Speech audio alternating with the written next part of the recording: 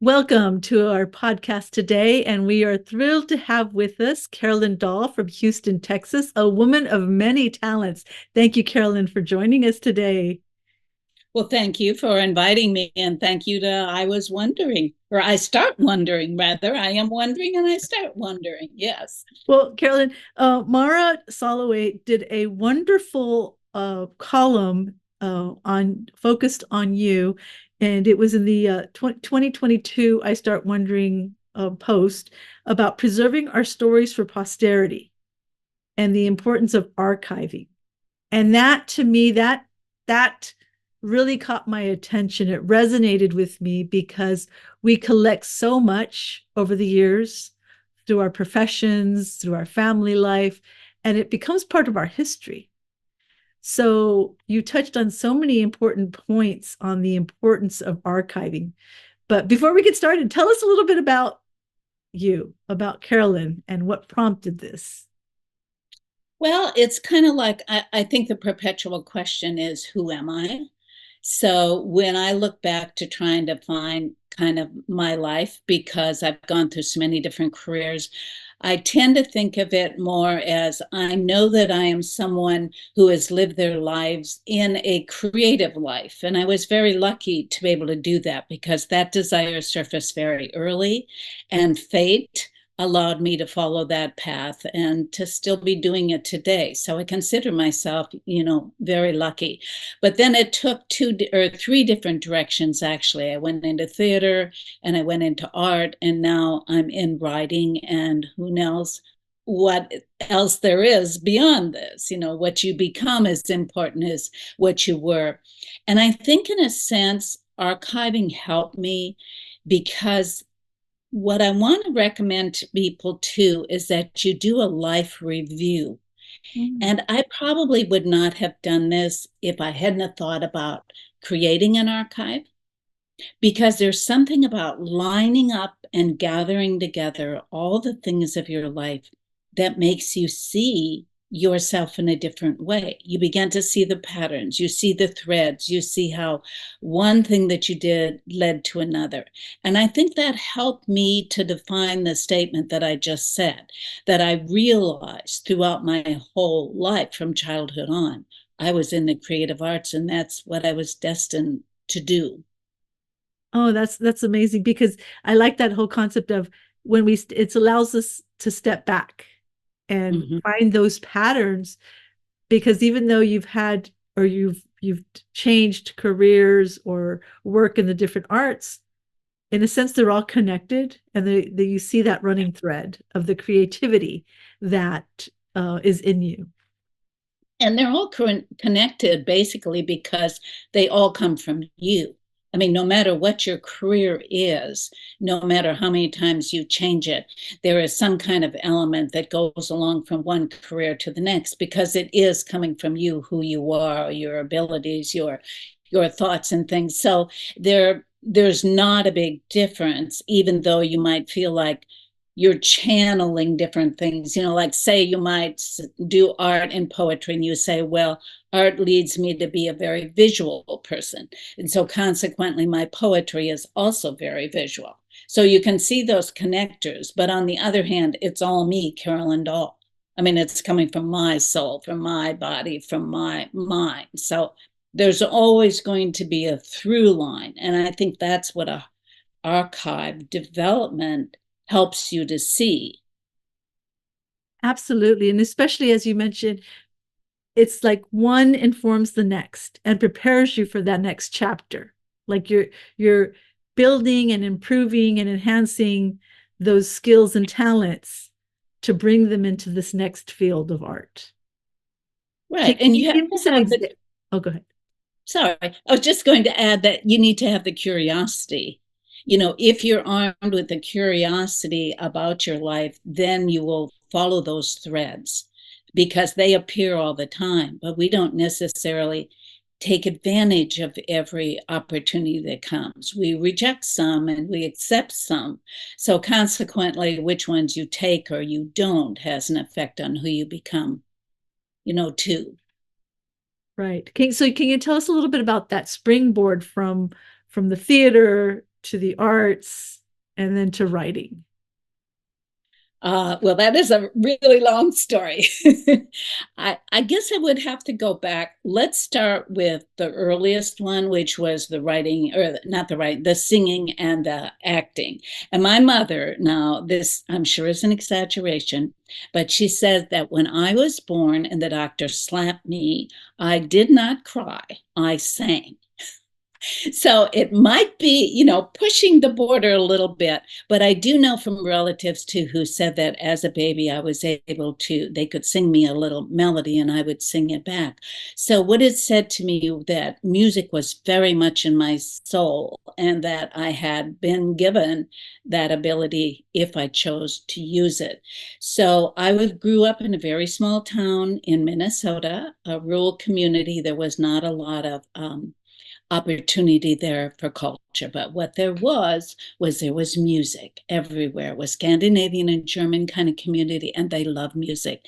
So by fourth grade, I was already cast as Gretel in school operetta. And from there on, I sang everywhere till I graduated from high school with a scholarship to go and study music. University of Minnesota. So that kind of launched me. And Minnesota, really, Minneapolis is a very cultural town. So I was able to get all my union cards and go professional.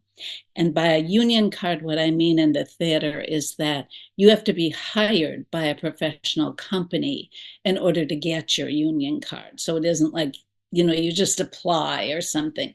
So I had all those before I went to New York. And thank goodness, because I went to New York with $100 in my pocket. Can you imagine the, naivety of youth, thinking that everything would work out? And of course, there is some kind of blessing that follows the young, isn't it? It did work out, but that was very helpful. Well, and So it's that was the theater part. Yeah. theater part. Well, and not, knowing a little bit about your story, I can see how being born as your mom says, you were born singing, that sense of musicality transfers into your work with art and textiles and color, and then with words and poetry and writing. Definitely, because all those art forms have rhythm in them. If you're doing artwork, when I'm painting, I was a textile artist mainly, but when I'm painting, I am thinking rhythm of colors, how this color works against the other. What is the rhythm of the total composition? And when I do my writing, and mainly I do poetry, many people have told me that you don't sing anymore, on stage, but you sing in the poems. And so I'm very aware of rhythm. I often will say it out loud. And in fact, there are some people that say you should sing your poems in order to hear the real rhythm and melody. So that's a good tip. If any of you are poets out there, sing your song. Oh, beautiful. Well, Yeah. we would love to hear a poem. I would love to hear one of your poems. Okay. And what I thought I would do, this one comes from theater. And the reason I would like to read it to you today is that it's a story that's in the archive. All my theatrical things, the brochures, all the mementos are in the archive now. They were delivered. And so, along with that, though, on all the inventory sheets, I like to write down the stories because this is kind of what got me into it, the lack of the stories. And I think you should have the stories with, whatever you put in an archive. So this is the story behind it. I was hired to be the understudy for Anna Maria Alberghetti as Maria in West Side Story. Now, no one knows who Anna Maria is anymore. But at the time, she was a really big Broadway star. And her main thing was her role in Carnival, Carnival on Broadway. Well, one day she got sick and understudy went on. And the nightmare of every author, or every artist, singer, or whatever, is that the reviewers the next day say, "Oh, your understudy was better than you were," or something like that. Well, she was crushed. So everybody told me when I was hired as the understudy, "Oh, beware. She hates understudies. She's really going to treat you badly." So I was all prepared, but I didn't check the story because I think some stories You should never check the facts. You should enjoy the myth of it, and then how you react is the important part. Well, she was lovely. She treated me just beautifully. She told me I had a nice voice. I sang well because I also sang the Somewhere song in the production. And we went shopping together, everything. But I went back and I thought, wouldn't it be fun if I wrote a poem like a persona in the voice of one of these stars who is taken over by the understudy, and she's not very happy about it. So that's the one I'm going to read for you with all apologies to Anna Maria Alberghetti. It's called To My Understudy. Tonight, I want to hush the deafening applause for you, my understudy, who always believed in the possibility of my impending disasters. The wobbly trapdoor, the frayed light cords, flu carrying kisses, offstage breakdowns. You spent months waiting to fly from dim wings into dumbfounding radiance to replace me, the fallen star. Perhaps you served the play's artifice well, rendered my lines with grace, although you didn't cause the misfortune that thrust you into the animating light. You are still a thief of roles, an embezzler of words. Do not mistake understanding for permission. I own the sorrows of the stage, the colors of the painted grim sky. My body scents the cloth of costumes. Theater ghosts cry in my voice all night. The rubber knife measures the length of my fingers and will plunge only into my believing heart.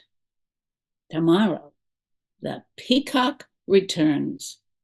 With feathered eyes, I'll watch the sparrow retreat to obscurity, a caged bird who has seen the sun but must wait for ill winds to soar again.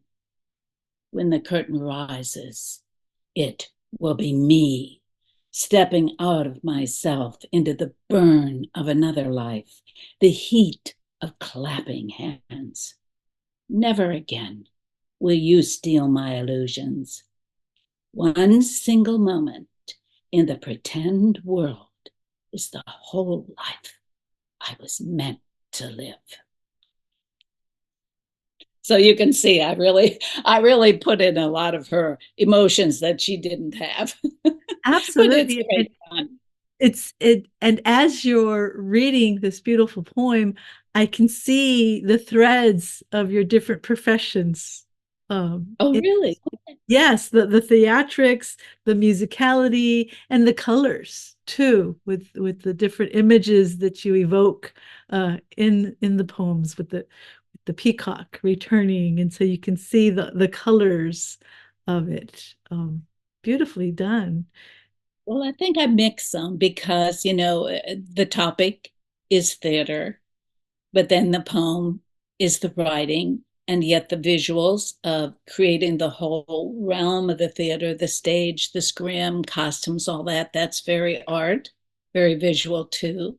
So because maybe writing is the latter career, the one I'm in now, I kind of mix all the four things because, our past never ever really leaves us.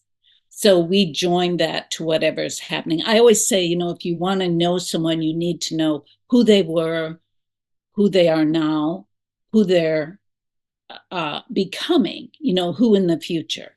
So you need to kind of know all aspects of someone, I think. Absolutely, which speaks to the importance of archiving that we want to get into. But as somebody who quilts and enjoys working with textiles since a young child, I want to hear a little bit about that jump into the arts and textiles. Well, what happened kind of was a location change. I tend to think in terms that wherever you live, there are certain opportunities. And that particular city or that particular environment will encourage to bring out different things in you, because all of us have many different abilities and occupations in us. It's just which environment will bring it out. So at the time, I was kind of finishing up a bit with theater. I had done it for 10 years. I was not getting older really, but it was sort of like, it was really a young person's thing, this, wild traveling all over and being in all these plays and the exciting life. But I always in the back had really loved art and did a lot of crafts, because that was a lot of people did crafts in my community. And so my husband, or he was my boyfriend at the time, but he was become my husband, moved to California to accept a job. And I was really excited about visiting California. So I went out there thinking there would be a lot of theater, but there wasn't. It was in Northern California. And so I got really into what was happening out there. Everybody was dyeing and painting their clothes and embroidering and, all these elements that I love so much. So all of a sudden, I'm starting to remember my grandmother, who was a weaver and a dyer and did a lot of crafts. And I used to help her cut up the clothes for the rag rugs. You cut them into strips before she would weave them. And I used to feel all those textiles, all the different types running through my fingers. And so that desire came back. So I started to study art. I did a year in Italy of studying art and also the Art Students League, but it launched me into being a professional textile dyer and painter and teaching around the country. And actually, I credit the quilt world a great deal for a lot of success for me, because I teamed up, living in Houston now, I teamed up with the International Quilt Festival, which is, the biggest quilt festival in all of America. And there were incredible opportunities. Exhibition, I got on Home and Garden television shows, I got on PBS. All three of my books came through people at the Quilt Festival. So all those things made me turn toward art. And that really was probably the longest of my careers. I did it for about 25 years before I retired, but I still love it. I mean, I haven't given it up totally. And, I take out all my fabrics and feel them and look at them. And there's nothing like it, because, we're born and wrapped in clothing, and we go out in clothing. And in many cultures, it's so ceremonial. They have a place for fabric and culture. The bride and groom, their hands are wrapped together in a knot of beautiful cloth. Or you're at a certain age and you're given a particular textile that says, I am a woman, and you have the textile, you're a woman or whatever. So I'm glad to hear that you do quilting. That's wonderful, because I'm a lousy quilter.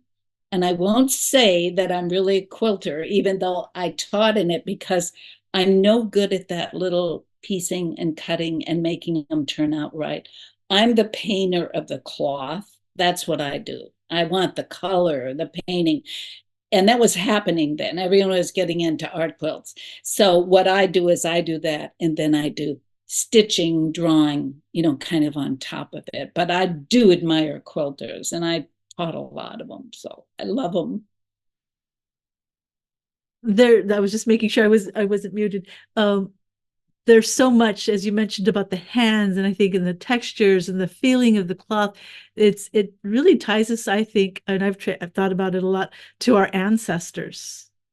And there's so much that has even been studied about the therapeutic aspects of working with our hands. And I think, Yes. again, with the textiles and all, and so it's fascinating, again, how through either on stage or through the textiles and with colors, you continue to create. And Right. all And this. don't forget, oh, I'm sorry. No, go ahead. It's for No. me to tell when something is really finished on Zoom here. But don't forget also the stories in quilts and in textiles. because the quilts were made often from old clothing. So if you have a family quilt and you're involved in it, you can point to it, oh, that was my dress in sixth grade. This was grandma's old house dress. So in a way, a quilt is a pieced archive. Absolutely. I still mourn the loss of one of the quilts that I made as a child. My mother would give me her scraps, and so I cut them into little squares. And in that, they were hand sewn squares, and it was our dresses and Easter outfits, and so much history that went into that. And in one of our moves, it disappeared. So, but again, we can continue, we can save those stories in our writing, which brings me to now your chapter of writing, your next chapter in life of writing. But the And stories, though, are again are another running thread. Stories through the drama, through the work, the textiles, and of course now in the written word. right, because I'm what I call a preservationist, you know, and I am not of the minimal declutter group as much. I tend to think that everything that we own has a message for us or it gives us something. And then when it doesn't anymore, we might release it. But just to decide to declutter, I think is dangerous because you can give away things that have a story or that are very precious or that mean something to you and are still emitting something to you. But I think I forgot what I was going to say on that one. Let me see. We were No, to, oh, but well, actually, it was a very yeah, important point. You were making a very important point, though. okay, I'm a preservation. Okay, I don't throw away things. Okay, poetry was my way of collecting stories and keeping things in a very tangible form that everyone can understand. Because if you look at artwork, I might be putting a story into it, but you have to figure it out. It's kind of a mystery in the symbols, the images, whatever. You might even see something in the cloth, but you don't know that was my sixth grade dress, you know? But in writing, everyone uses the same language. So you can convey very specifically what you want to preserve. And for me, what I saw at this point in my life, and maybe for many of the listeners too, is many of the things that I love are disappearing. And I wanted a vehicle to preserve them in a way that people would be able to understand them. So that's what the poetry does for me, or other writing, is I put what I want to preserve, stories, people, events, into the poem. Because here's what can happen is that 50 years later, someone might read one of my books and they will immediately be able to experience what I was trying to save. In other words, it is a way for me to reincarnate the things that are disappearing. So it's very, very important to me. And the last book I wrote, A Muddy Kind of Love, actually is all about my family in Minnesota. It takes place in Minnesota. So that one is a real, the other poems and, you know, some of the other books that I have, they're kind of a mishmash of a lot of different things, current poems, past poems, different things, but all things that were important to me enough to spend the time to write them down, craft them, revise them, get them published. So yeah, it's a vehicle. It's a vessel. All writing is. And that's why it's so important that people write the stories of their lives. You know, start doing it now, writing them down, even if it's just something on the back of a photo. Don't imagine that you have, you know, told your children or you've told people and they will remember.